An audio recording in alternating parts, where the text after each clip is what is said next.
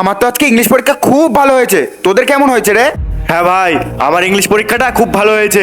আর কালকে তো বাংলা পরীক্ষা, কালকের পরীক্ষাটা আরো ভালো হবে।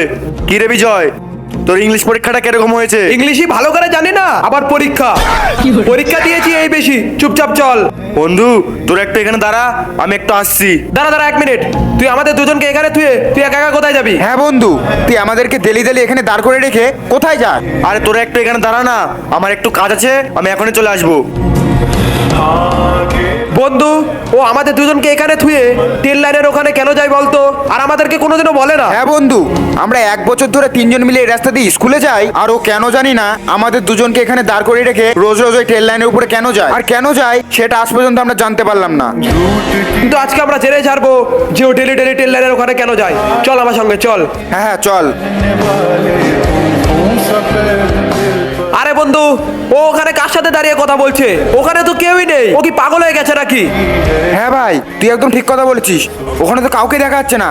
ও মনে হয় সত্যি পাগল হয়ে গেছে। আরে বন্ধু, তুই ওখানে দাঁড়িয়ে কার সাথে কথা বলছিলি? ওখানে তো কেউই ছিল না। হ্যাঁ, চুপ করে আছিস কেন? বল, তুই ওখানে দাঁড়িয়ে কার সাথে কথা বলিস? ওখানে তো কেউই নেই। বল বল।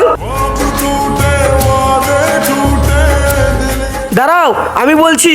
ও ডেলি ডেলি এই ট্রেন লাইনে কিসের জন্য আসে? ওর একটা বন্ধু ছিল, ওরা দুজন মিলে এই রেল লাইন দিয়ে স্কুলে যেত। তো হঠাৎ করে ওর বন্ধু এই রেল লাইনে মারা যায়। তারপরের থেকে ওর বন্ধুকে দেখার জন্য এই রেল লাইনে আসে। কিন্তু বন্ধু তো আমাদের কখনো বলেইনি ওর একটা বন্ধু এই ট্রেন লাইনে মারা গেছে। কিন্তু এইসব তুমি কি করে জানলে? আরে এই ছেলেটা কোথায় গেল?